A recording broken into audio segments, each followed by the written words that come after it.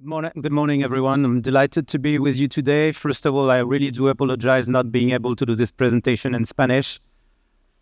My Spanish is simply not good enough. So sorry, I will try to make it in Franglish, which is another language.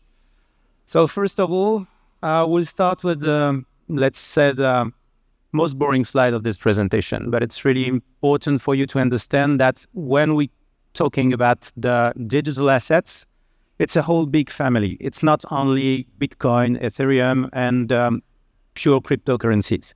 So if we start from left to right, the utility tokens. I'm pretty sure you've heard about it.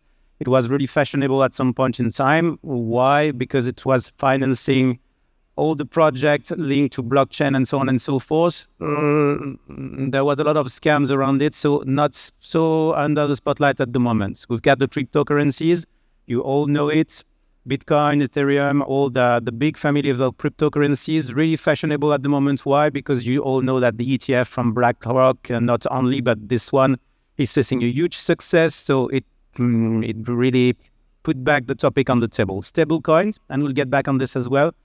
Really, probably the most interesting part at the moment. Why? Because we will get back on that point as well. We were missing the cash leg. Stablecoin is a solution for this. Non-fungible tokens, won't spend time on it. Nobody is talking about it anymore. Just keep in mind that it exists. Central bank digital currencies, not there yet, but it's really important as well because on the European side, the central bank is pushing for it. We know that on the US side, they said that there won't be any central bank digital currencies, so it get back to stablecoin. And finally, the securities token. But having said that, when we look at the whole spectrum, we see that there are different regulations covering this big family. For all related to utility token, crypto, stablecoin, we have what we call the MiCA regulation now in Europe. So it's covered by MiCA. Special regime for the NFT, special regime for the central bank digital currency when they will arrive. And if we talk about securities token, it's covered by the existing regulation covering financial instruments. So it's one big family, but with different rules they have to comply with. What we've seen so far on the market, you all probably know there have been many experimentations with bonds. What are the outputs? We know it works really well. It's really easy to tokenize bond. The only thing there is that it's not so interesting. Why? Because it's only buy and hold. So you know that you can tokenize. Someone is going to buy it and then it stops. And what you've proved is only that you can mint token representing bonds. Okay, many banks, not to say all the banks did it already. We know that it works well, but we stop there. And one really important point is that the cash leg is missing. Once again, in all those experimentation, meaning that for the moment, in the system we're working with, we all know that there is delivery versus payment. For the moment, in blockchain, if you're not using stable coins, you have the securities leg on the blockchain and you have the cash leg still managed in a traditional way, which is not really useful and not really simple to manage. What we've seen is real assets as well. We know that we can tokenize real assets and commodities, works really well as well, but not so far from the bonds use case. And finally, it comes to the fund shares. I know that you've been hearing, just like I did, for the past 10 years that blockchain is going to change everything. It's going to be a huge revolution. But let's face the truth. So far, it's not a massive demand regarding funds. What we saw so far is really a really good point on money market funds. Why? And we'll get back on this as well, because you can benefit directly from the instant settlement. So you can use your money market fund just like cash. And that's true, it works well. Private equity as well.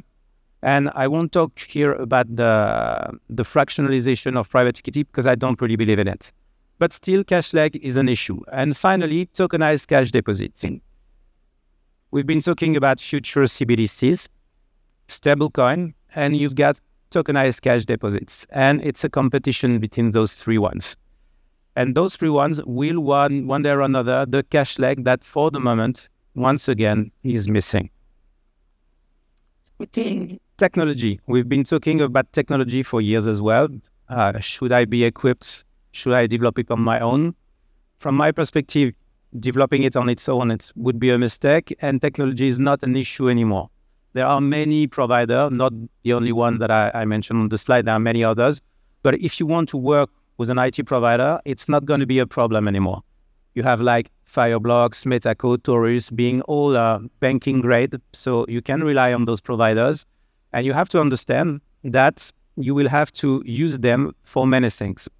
The first one is that when it comes to tokenized financial instruments or crypto or all the digital assets family, you have to manage custody. It's not traditional system anymore. You will have to manage wallets and so on, public address, private keys, all the securities that go with it. So it's the first layer. The second one is tokenization layer.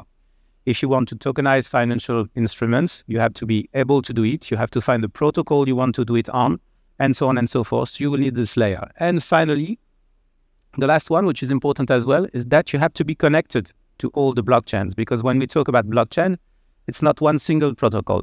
There are many different protocols. First question is, do I go on private blockchain versus public blockchain? Then what should which blockchain protocol should I rely on, and so on and so forth. So all those things are really important, but just keep in mind that you can rely on really good providers. What can we expect from tokenization? We've introduced already a little bit the topic, but the first one is instant settlement. This one is true. You know that we're talking a lot in our industry at the moment about T+1. Using blockchain will bring you to instant settlement directly. And once again, for money market funds, it really opens multiple possibilities. Reconciliation-less. What does it mean? You don't have to reconcile with many systems with each other. You all have the same information at the same time, which leads us to the next point, real-time info. You can all benefit from the same information at the same time being plugged on the blockchain. And I say expected decrease of cost because at the moment it's not proven yet.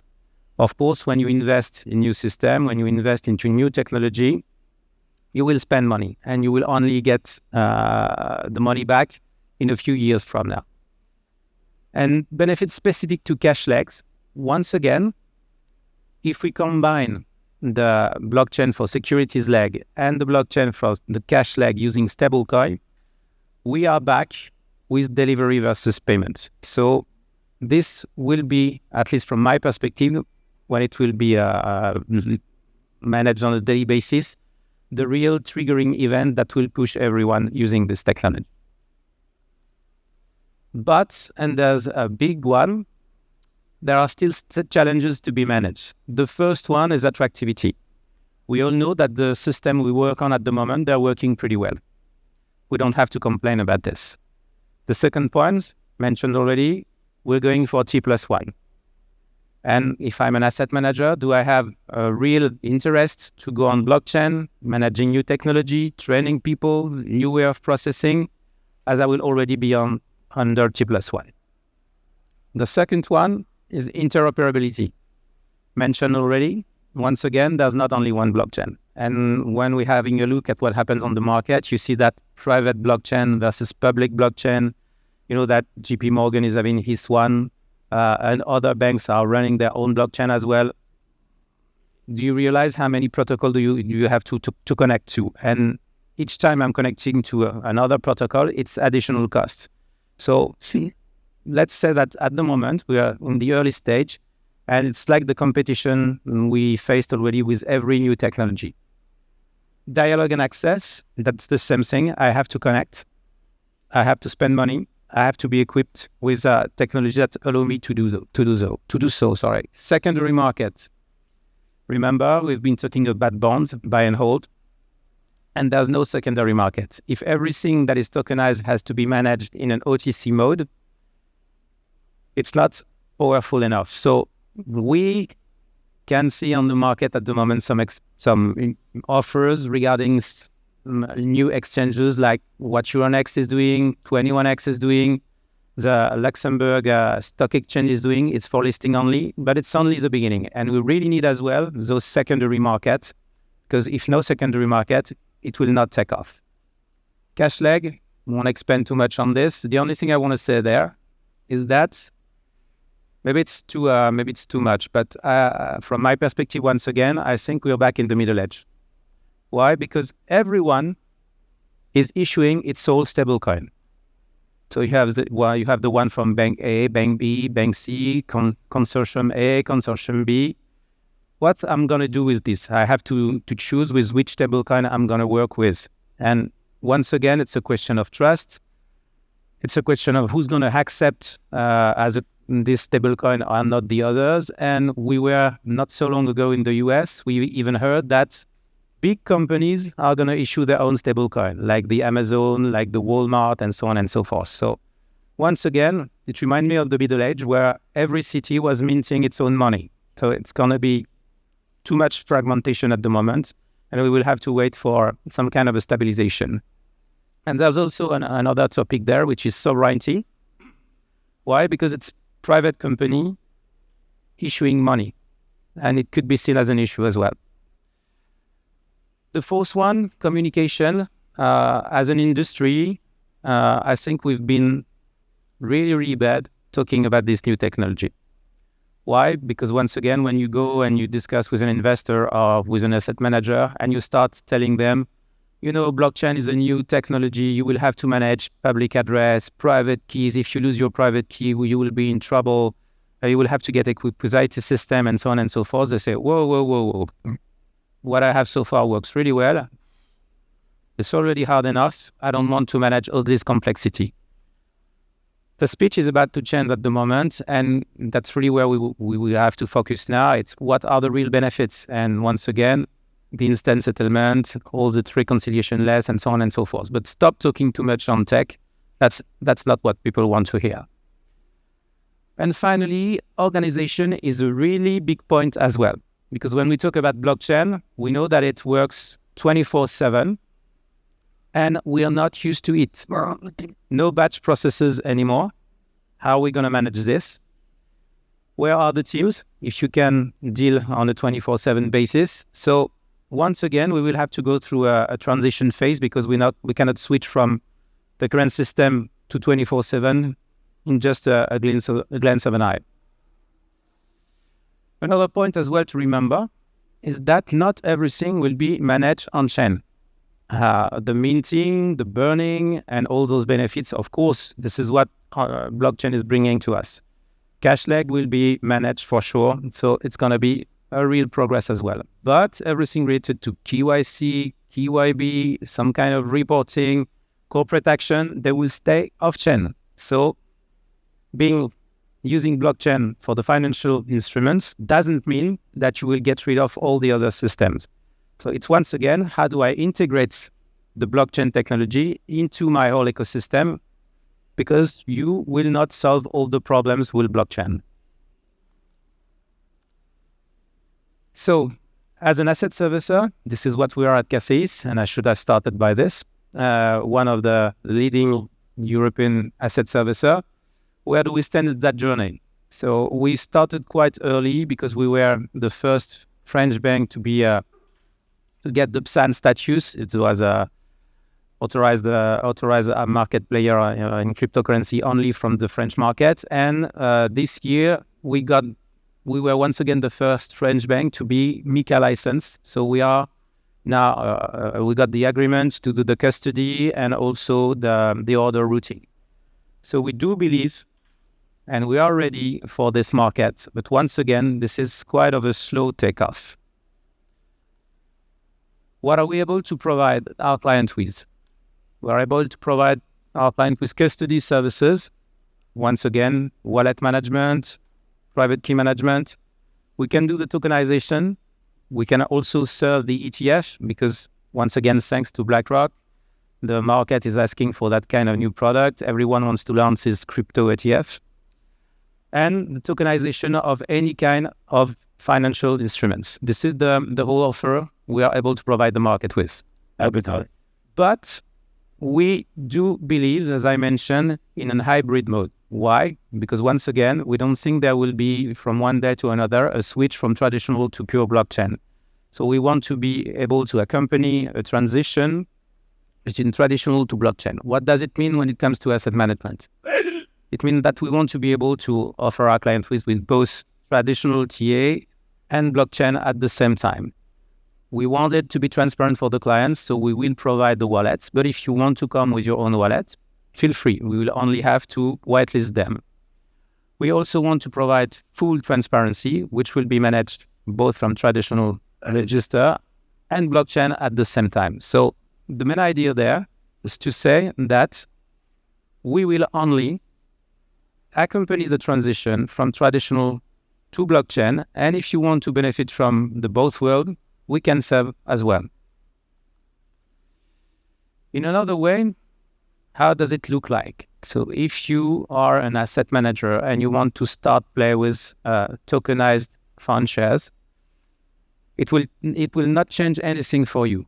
You will keep managing exactly in the same way as today, but we will take the complexity for you, put some shares in a tokenized way, mirror it in the traditional register, so you will be in a position to offer your clients or your investor with the blockchain benefits without having to manage the complexity of it. And of course, if you want to move directly into a full blockchain mode, we can as well.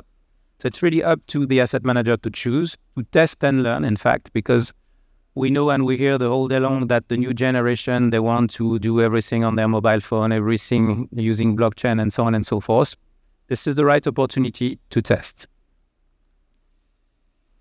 But if we want to move one step further, what does it mean to take the full benefits of the blockchain?